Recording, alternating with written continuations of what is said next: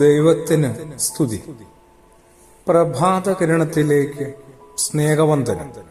ഭാഗം 1615. ഇന്ന് ജൂൺ മാസം 2-ാം തീയതി 154-ാമത്തെ ദിവസത്തിലെത്തി. വീണ്ടും ഒരു ഞായർ ദിനമാണ്. പുതിയ അധ്യയന വർഷം നാളെ ആരംഭിക്കുകയാണല്ലോ. 3 കൂട്ടരെ നമുക്ക് കണ്ടെത്താൻ പറ്റും ഇതിനകത്ത്. ഒന്ന് നമ്മുടെ കുഞ്ഞു മക്കളാണ്, പിന്നെ അവരുടെ പ്രിയപ്പെട്ട മാതാപിതാക്കളാണ്. മൂന്നാമത്തേവർ അവരാണ് ഒന്നാമത്തേതെന്ന് പോലും സംശയമുണ്ട്. ആദരണീയരായ അധ്യാപകരുടെ സമൂഹമാണ്. ഈ ദിനങ്ങളില് കുറച്ചുനേരം ഈ വിദ്യാരംഭവും വിദ്യാഭ്യാസവും ഒപ്പം ഈ കുഞ്ഞുങ്ങളും മാതാപിതാക്കളും അവരുടെ ആചാര്യന്മാരുമൊക്കെയായി ഒരുമിച്ചൊരു കുഞ്ഞ് യാത്ര നടത്തിയാലോ?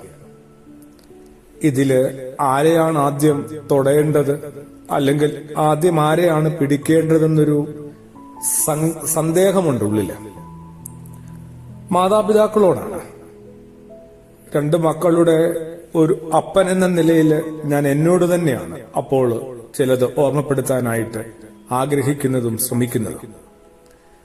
ദയവായിട്ട് നമ്മൾ മാതാപിതാക്കള് ഈ മക്കളുടെ ഉടമസ്ഥർ സമയാതിരിക്കാവോ? നമ്മളുടെ ഉടമസ്ഥതയുടെ കീഴില് എന്തൊക്കെ ഉണ്ട് നമുക്ക്. അതിന്റെ കണക്കെടുപ്പിലാണ് നമ്മൾ ഓരോ ദിവസവും നല്ല ഓരോ നിമിഷവും ജീവിക്കുന്നത്.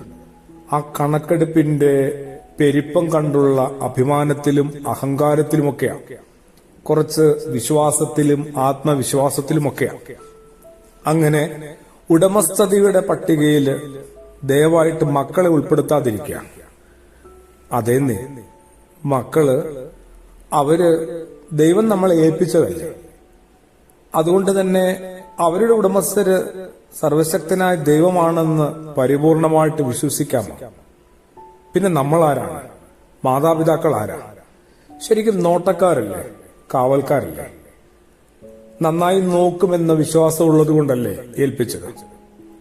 ഉടമസ്ഥൻ എന്നെ അങ്ങനെ ഉടമസ്ഥന്റെ കുഞ്ഞുങ്ങളെ ഏൽപ്പിച്ചെങ്കിൽ അതൊരു വിശ്വാസത്തോടെയാണ്, ഏറെ സമർപ്പണത്തോടും ശ്രദ്ധയോടും ഞാൻ ആ ദൗത്യം നിർവഹിക്കുമെന്ന് ഉറപ്പുള്ളത് കൊണ്ടാണ്.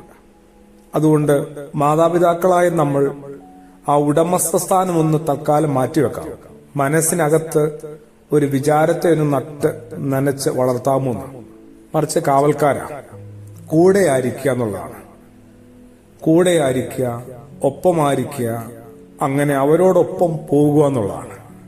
അപ്രകാരം ആയിരിക്കാനായിട്ട് ഭൂമിയിലെ ഞാനുൾപ്പെട്ട മുഴുവൻ മാതാപിതാക്കൾക്കും ഈ അധ്യയന വർഷ ആരംഭം മുതൽ സാധിക്കട്ടെ.